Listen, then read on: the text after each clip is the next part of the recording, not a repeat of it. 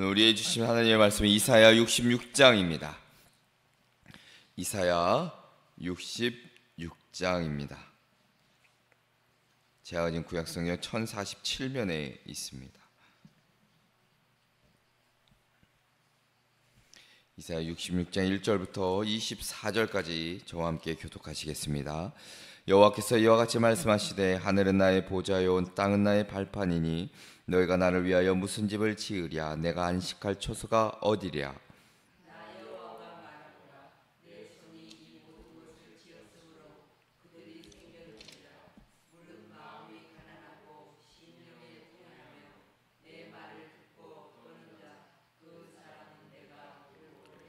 소를 잡아들이는 것은 살인함과 다름이 없이 하고 어린 양으로 제사 드리는 것은 개의 목을 꺾음과 다름이 없이 하며 드리는 예물은 돼지의 피와 다름이 없이 하고 분향하는 것은 우상을 찬송함과 다름이 없이 행하는 그들은 자기의 길을 택하며 그들의 마음은 가증한 것을 기뻐한즉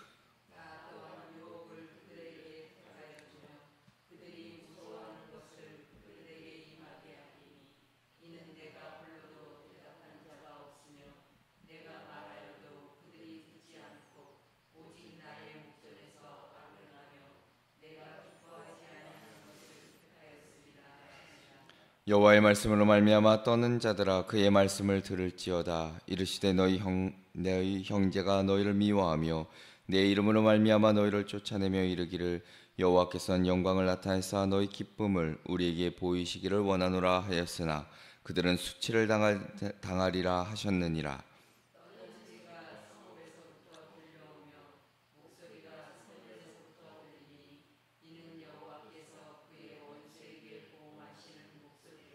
시온은 진통을 하기 전에 해산하며 고통을 당하기 전에 나말을 낳았으니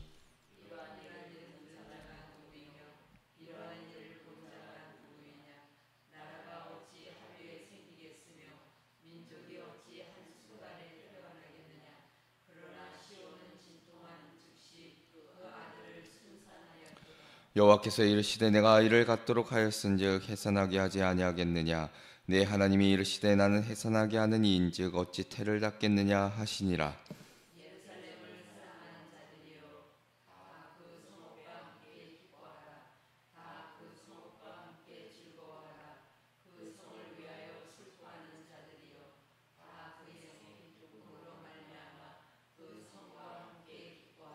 너희가 젖을 빠는 것 같이 그 위로하는 품에서 만족하겠고 젖을 넉넉히 빤 것 같이 그 영광의 풍성함으로 말미암아 즐거워하리라.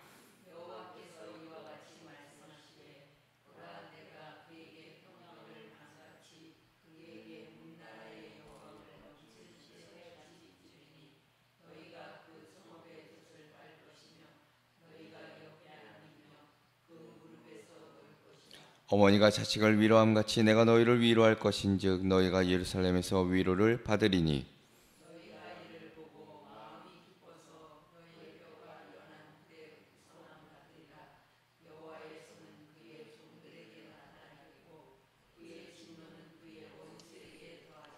보라 여호와께서 불에 둘러싸여 강림하시리니 그의 수레들은 회오리 바람 같으리로다. 그가 혁혁한 위세로 노여움을 나타내시며 맹렬한 화염으로 책망하실 것이라.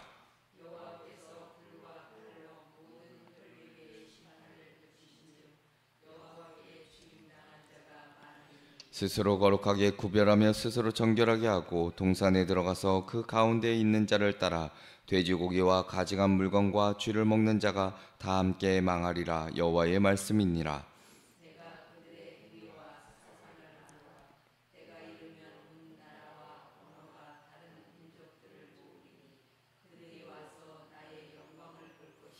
내가 그들 가운데서 징조를 세워서 그들 가운데서 도피한 자를 여러 나라 곧 다시스와 뿔과 활을 당기는 룩과 및 두발과 야완과 또 나의 명성을 듣지도 못하고 나의 영광을 보지도 못한 먼 섬들로 보내리니 그들이 나의 영광을 문나라에 전파하리라.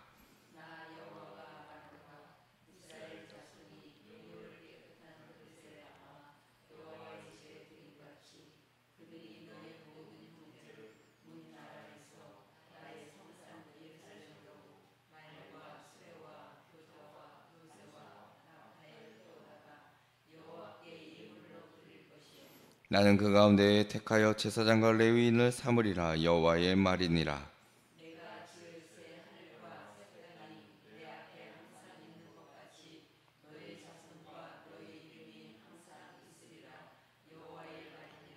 여호와가 말하노라. 매월 초하루와 매 안식일에 모든 혈육이 내 앞에 나와 예배하리라.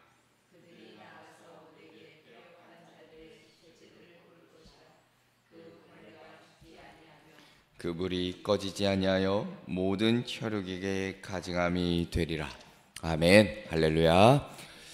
오늘도 이 새벽에 주임전에 나오신 우리 성도님들과 영상으로 예배에 참여하시는 우리 성도님들에게 하나님의 크신 은혜가 있기를 먼저 주님의 이름으로 축원합니다. 오늘 말씀의 제목은 참 예배자에게 임하는 새 하늘과 새 땅입니다. 참 예배자에게 임하는 새 하늘과 새 땅. 드디어 이사야 마지막 66장까지 왔습니다. 오늘 우리가 함께 나눌 이사야 66장은 이사야서 전체의 대장정을 마무리하는 결론과도 같습니다. 우리 어제 65장에서 새하늘과 새 땅에 대한 놀라운 비전을 우리가 함께 살펴보았는데 66장에 들어서는 이제 그 영광스러운 미래에 그 새하늘과 새 땅에 참여할 수 있는 참된 자격이 무엇인지를 우리에게 말씀해주고 계십니다. 자, 오늘 말씀은 이 시대에 우리에게도 동일한 게 던져지는 도전이기도 합니다. 화려한 예배의 어떤 의식, 외적인 종교 활동에 익숙한 우리가 혹시 마음에 없는 예배를 드리고 있지는 않은지, 하나님의 말씀보다 세상의 소리에 더 귀를 기울이고 있지는 않은지를 오늘 말씀을 빗대어 우리의 삶을 돌아보게 하십니다. 그래서 오늘 66장은 진정으로 하나님이 찾으시는 예배자의 모습이 무엇인지를 깨닫게 하실 뿐만 아니라 또한 이 66장을 묵상할 때 새로운 소망을 우리에게 보여주시는데, 자, 하나님께서는 새 하늘과 새 땅을 약속하시며 모든 민족이 함께 모여 하나님께 예배드리는 그 모습을 우리에게 보여주고 계십니다. 자, 그래서 오늘 이 말씀을 통해서 우리의 예배가 어떠해야 되는지, 그리고 우리의 소망이 현재 무너진 현실이 아니라 새 하늘과 새 땅에 있다는 것을 다시 한번 붙잡는 귀한 복된 시간 되시기를 먼저 주님의 이름으로 축원합니다. 그래서 첫 번째는 형식이 아닌 마음을 보시는 하나님입니다. 형식이 아닌 마음을 보시는 하나님. 자, 오늘 말씀을 보면 66장은 진정한 예배와 가증한 예배를 극명하게 대조해서 형식적인 신앙의 위험성을 경고하고 있습니다. 자, 하나님께서는 1절과 2절의 말씀을 통해 우리에게 깨닫게 하시는 것은, 자, 진정으로 거하시는 것, 하나님이 거하시는 것은 어떤 웅장한 성전이 아니라 마음이 가난하고 심령이 통회하며 내 말을 듣고 떠는 자의 마음이라. 오늘 2절에 그 말씀을 들려주고 계십니다. 자, 그러니까 당시 이스라엘 백성들이 솔로몬 성전과 같은 웅장한 건물만 있으면 하나님께서 그곳에 임재하실 것이라고 믿었던 그들의 형식적인 신앙을 정면으로 반박하고 비판하고 있는 겁니다. 자, 하나님이 이스라엘을 통해 인간이 만든 어떤 공간도 하나님 자신을 온전히 담을 수 없다는 것을 분명히 선언하고 계시죠. 자, 그래서 3절에 보면 이렇게 기록하는데, 자, 소를 잡아드리는 것은 살인함과 다름이 없이 하고 어린 양으로 제사 드린 것은 개의 목을 꺾음과 다름이 없이 하며 예물을 드린 것은 돼지 피와 다름이 없이 하고 분향하는 것은 우상을 찬송함과 다름이 없이 하는 그들은 자기의 길을 택하며 그들의 마음은 가증한 것을 기뻐하나니라고 기록합니다. 자, 1절과 2절 이후에 3절에서 하나님은 백성들의 위선적인 예배 행위를 끔찍한 죄악들과 동일시합니다. 자, 하나님이 명하신 대로 가장 귀한 제물인 소와 양을 드리고 있지만 하나님께서는 그 모든 행위를 살인과 우상 숭배와 같다고 말씀하십니다. 자, 왜일까? 그들의 마음이 하나님을 떠나 있었기 때문입니다. 자, 겉으로는 제사 의식을 지키고 있었지만 실제로는 자신들의 욕심과 탐욕을 채우는 데 바빴고 하나님이 기뻐하시지 않는 것을 행하면서 제사라는 종교적 행위로 자신의 죄를 가리려 했기 때문입니다. 그러니까 이사야는 마음에 없는 예배가 하나님께 얼마나 가증한 것인지를 분명히 우리에게 말씀해주고 계십니다. 자, 4절에 보면 이런 위선적인 행위에 대한 하나님의 준엄한 심판을 선언하시는데, 자, 하나님께서는 그들의 행위에 대해 침묵하지 않으십니다. 오히려 그들이 두려워하는 것, 무서워하는 것을 그들 삶에 그대로 임하게 하시겠다. 4절 상반절에 기록되어 있습니다. 자, 이는 하나님께서 그들의 외침에 응답하지 않으실 뿐만 아니라 그들이 스스로 택한 악한 길의 결과를 뼈저리게 경험하게 하시겠다는 뜻입니다. 그러니까 이사야는 진정한 예배가 없는 곳에 하나님의 심판이 임할 수밖에 없음을 경고하고 있는 겁니다. 자, 오늘 우리의 모습을 분명히 돌아보셔야 한다는 것이죠. 예배당에 나와 내가 앉아는 있는데 마음은 세상에 가 있고 찬송을 부르는데 내 입만 열려 있을 때가 있다는 겁니다. 기도를 드리면서도 오직 자기의 소원만을 구하고 하나님의 뜻에는 귀를 닫을 때가 있다는 겁니다. 자, 그런 예배는 하나님이 진정으로 기뻐하시지 않는다는 것이죠. 조금은 무서운 말씀이기도 합니다. 하나님은 화려한 건축물이나 외적인 형식보다 눈물로 무릎을 꿇는 한 사람, 마음으로 진정 하나님을 경외하며 주 앞에 나아가는 그 한 사람을 더 귀하게 여긴다는 겁니다. 오늘 우리가 매주 드리는 예배, 새벽이든 수요든 주일 예배든 우리가 그 예배를 돌아보셔야 합니다. 혹시 우리는 예배를 드렸다라는 행위에 만족하고 그렇게 살아가고 있지는 않은지, 하나님은 지금도 우리 안에 겸손히 그 부서진 상한 마음을 찾고 계시고 진실한 회개, 경외하는 마음, 하나님이 받으시는 그 제사를, 진정 받으신 제사를 원하신다는 것을 잊지 마시고 형식적인 예배, 외적인 신앙생활 다 버리고 온전히 하나님께 진정으로 예배하는 저와 여러분 되시기를 주님의 이름으로 축원합니다.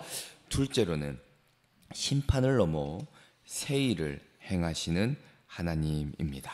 심판을 넘어 새 일을 행하시는 하나님. 자, 하나님의 진노, 심판의 메시지는 우리를 분명 두렵게 합니다.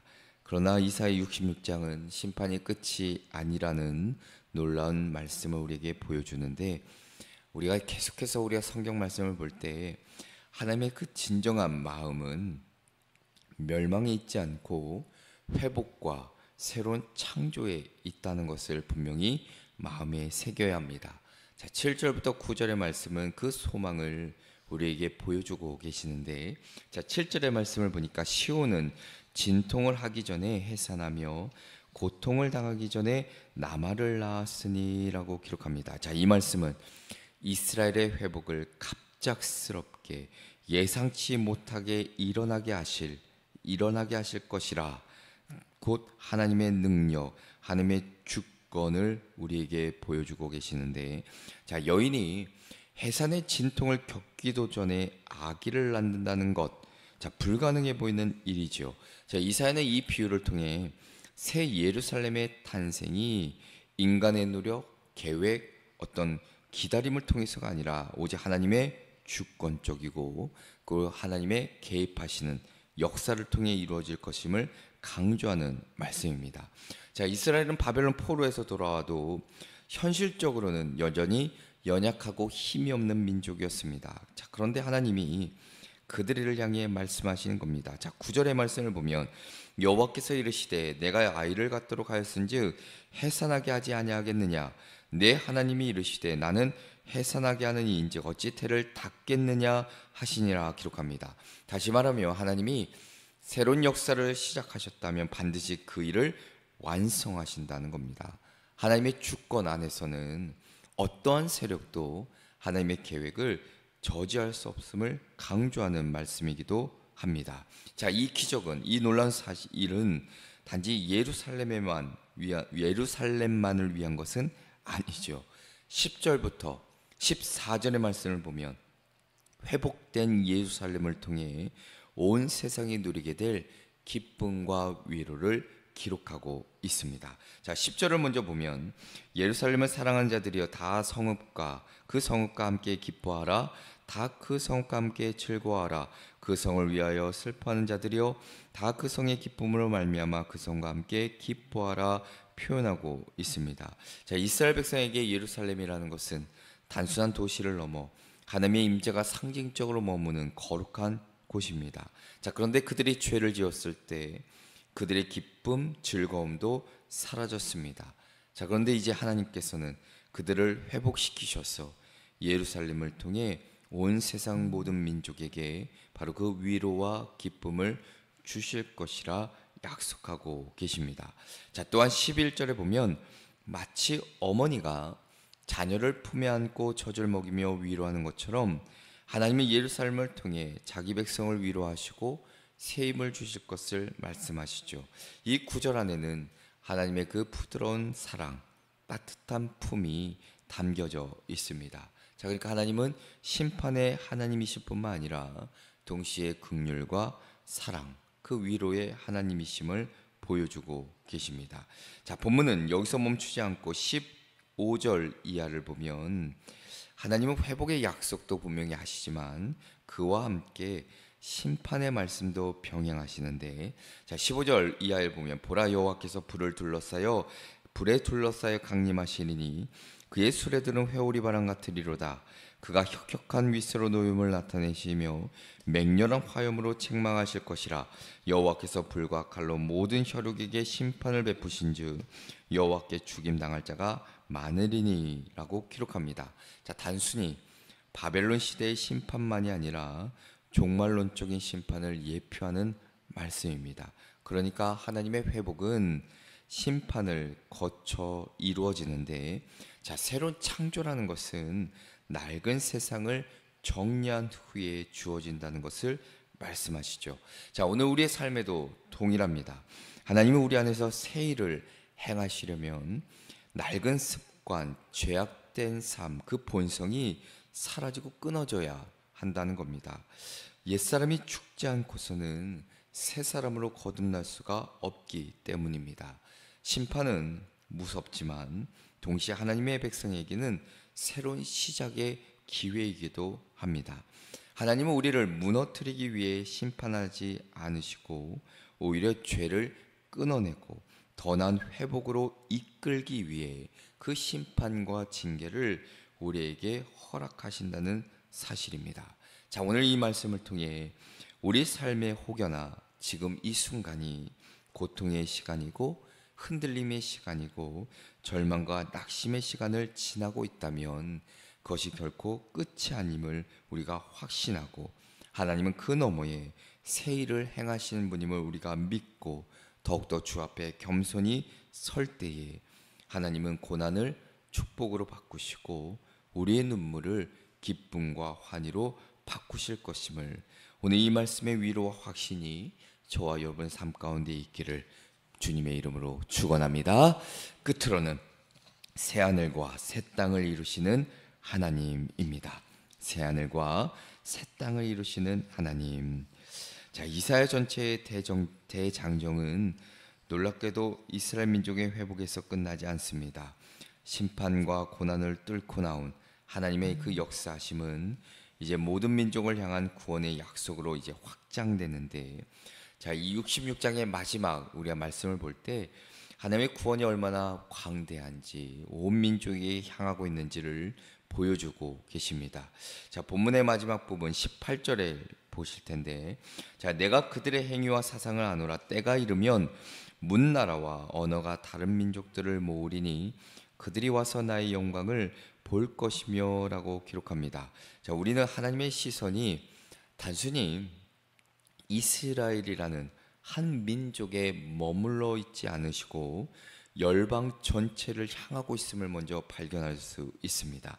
자, 그리고 19절에 이어서 하나님이 내가 그들 가운데서 징조를 세워서 그들 가운데서 도피한 자를 열어놔라. 곧 다시스와 뿔과 활을 남기는 룩과 및 두발과 야완과 또 나의 명성을 듣지도 못하고 나의 영광을 보지도 못한 먼 섬들로 보내리니 그들의 나의 영광을 문 나라에 전파하리라 라고 기록하고 있습니다. 징조라는 것, 징조를 세워서 그들 가운데 보이시는 이 징조라는 것은 단순한 표식을 넘어 하나님의 구원, 하나님의 심판을 동시에 드러내는 표적입니다. 장차 예수 그리스도의 십자가, 부활을 통해 온 세상 앞에 나타날 하나님의 구원의 표징을 미리 보여주는 말씀이기도 합니다.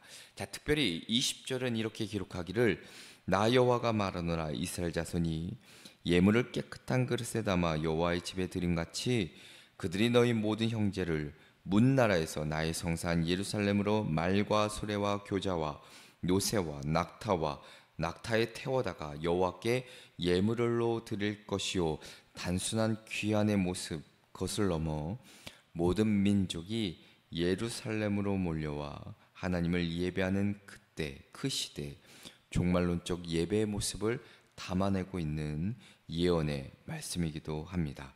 자, 22절에도 보면 내가 지을 새 하늘과 새 땅이 내 앞에 항상 있는 것 같이 너희 자손과 너희 이름이 항상 있으리라. 자, 우리가 요한계시록 21장에 새 하늘과 새 땅 그 말씀과 아주 밀접하게 연결되어 있는데, 다시 말하면 하나님의 계획이라는 것은 단순히 이스라엘의 회복이 아니라 온 우주의 온 우주적 차원의 새로운 창조임을, 그리고 그 창조 안에서 새로운 창조 안에서 하나님의 백성은 영원히 사라지지 않고 하나님이 주신 그 이름으로 살아가게 될 것을 오늘 이 22절의 말씀을 통해 우리에게 들려주고 계십니다. 자, 그렇지만 본문의 마지막 절 24절은 심판의 엄숙한 경고로 이사야 전체를 마무리하고 있습니다. 자, 그들이 나가서 내게 패역한 자들의 시체들을 볼 것이라. 그 벌레가 죽지 아니하며 그 불이 꺼지지 아니하여 모든 혈육에게 가증함이 되리라라고 기록하고 있습니다. 지옥의 어떤 영원한 형벌을 묘사하는 구절이기도 한데, 자, 하나님의 구원에 동참하지 못한 자들, 그들에게 닥칠 최후의 모습을 기록하는 말씀이라 할 수 있습니다. 자, 이사야서는 참 긴 여정을 지나 마지막 장에서 우리에게 분명한 메시지를 전해주고 계십니다. 자, 먼저는 하나님은 단순히 성전 그 안에 그 건물에 그렇게 머무는 분이 아니라 겸손하고 마음이 상한 자를 늘 찾으시는 하나님이라는 것을 우리에게 깨닫게 하시고, 또한 악을 심판하시되 동시에 구원의 그 길을 분명히 여시고 새하늘과 새 땅을 우리에게 약속하셨다는 것을 말씀해 주시고, 결국 역사의 끝은 파멸이 아니라 새 창조이고 이 모든 구원의 길은 예수 그리스도 안에서 완성된다는 것을 우리에게 깨닫게 하십니다. 자, 우리는 우리의 삶, 우리의 신앙의 여정 속에 늘 선택의 기로에 서 있는데, 자, 세상의 불완전한 어떤 영광이든 명예든 물질이든 나를 유혹하는 모든 것들에 붙들려 살 것인지, 아니면 하나님이 약속하신 새 하늘과 새 땅을 바라보며 확신하며 살 것인지, 우리의 눈은 현실의 무너진 성전이 아니라 하나님이 친히 지으신 영원한 성전을 바라볼 것을, 그리고 영원한 구원과 영광을 기대하며 소망하는 마음으로 살아갈 것을 오늘 우리에게 말씀해 주고 계십니다. 다시 한번 이 말씀을 붙드시고 새하늘과 새 땅을 여시는 하나님의 놀라운 능력, 그 구원의 손길을 믿음의 눈을 보고 믿음의 눈을 가지고 바라보고, 또한 그날까지 겸손과 경외하는 마음으로 주님을 섬기며 늘 하나님의 영광을 노래하는 오늘 한 날 되시기를 주님의 이름으로 축원합니다. 기도하시겠습니다. 살아서 역사하시는 전능하신 하나님 아버지, 오늘 이사야 마지막 말씀을 통해 역사의 그 끝과 구원의 완성을 다시금 보여주셨으니 겸손하고 통회하는 심령을 찾으시는 주님 앞에 늘 엎드려 경배하며 주님만 온전히 찬양하며 예배하는 삶으로 살아갈 수 있도록 인도하여 주시고, 심판의 날이 반드시 있음을 기억하게 하사 동시에 새하늘과 새 땅을 바라보는 소망의 사람으로 믿음을 가진 자로 살아갈 수 있도록 은혜를 허락하여 주시옵소서. 때론 내 삶에 무너진 자리, 삶의 역경과 문제와 어려움 가운데 있을지라도 낙심하거나 절망하는 것이 아니라 우리의 삶을 새롭게 이끄실, 또한 우리의 삶을 또한 도우실 하나님의 손길을 붙잡고 오늘 하루도 살아낼 수 있도록 성령께서 도우시고 인도하여 주시옵소서. 늘 우리와 함께 동행하시는 예수 그리스도의 이름으로 기도합니다. 아멘.